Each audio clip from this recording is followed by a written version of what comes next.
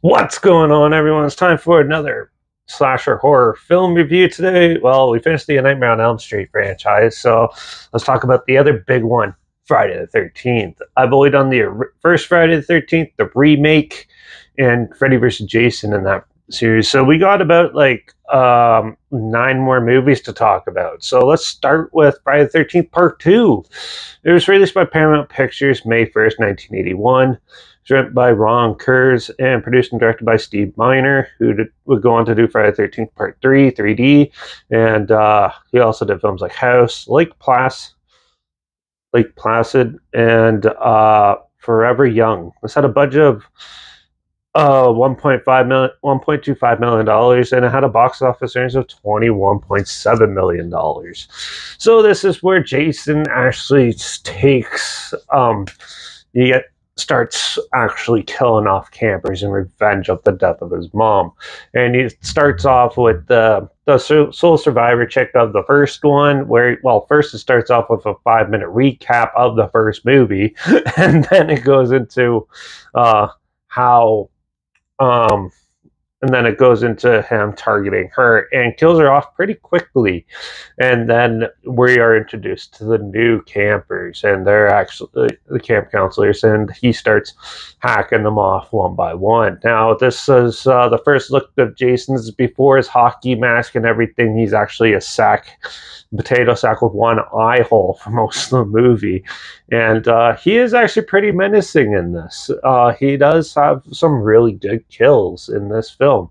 And as he goes about his killing spree and stuff, and the way they face and get into his head was pretty clever in the way of how to defeat him on his psycho killing spree.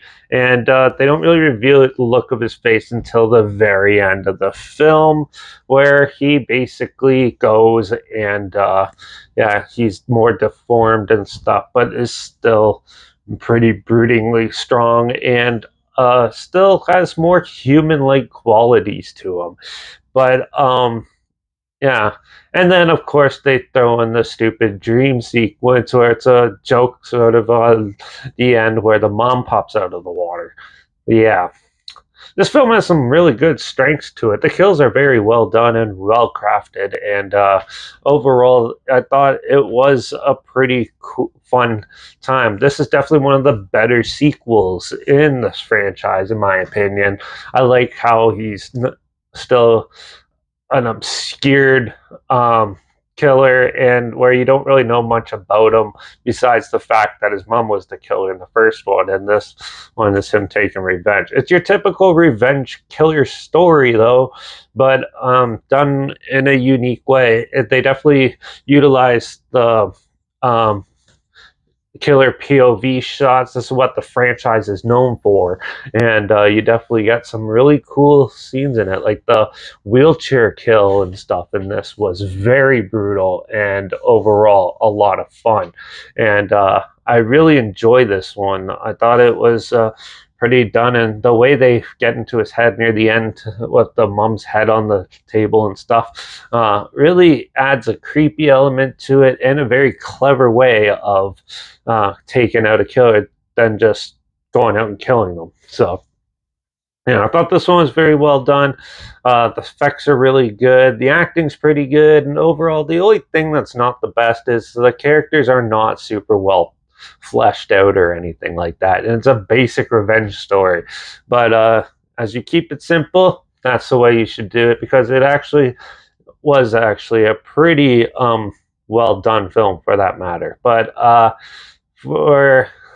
it's nothing like super creative or over the top or inventive in any way. It's a good slasher film, let's just put it that way. So I'm gonna give Friday the 13th Part 2 a 3.5 out of 5. I enjoyed this film, and I actually like it a lot. So but with just the basics and simplicity of it, I don't think I should give it any higher than a 3.5. So yeah. But yeah, if you want to check it out, I'm not sure if it's streaming anywhere, but I'll link the trailer down below, so you at least check that out. Also, make sure you check out my Instagram, so I post clips of films and review in the future on my stories. You put the film title in there and some history thing in there as well. So my Instagram will be linked down below. But also make sure you check out my Letterbox. It's linked down below. That's where I post my first star rating after watching the films, and my Twitch down below, reviews_Derek. So follow me on those platforms. Stay with this channel, and that's also my Letterbox's Derek P reviews. Yeah. Make sure you subscribe. Hope you find something weird, obscure, and odd that you probably never thought of checking out together. And also, so you're my pins on popular films, so my classic films and reviews on other things as well. Yeah, and don't forget to like this video, share it to more people, where comment your opinions of the film down below if you have any films or film franchise in any genre and on any streaming service that you want to hear my opinions on in the future. Comment those down below too.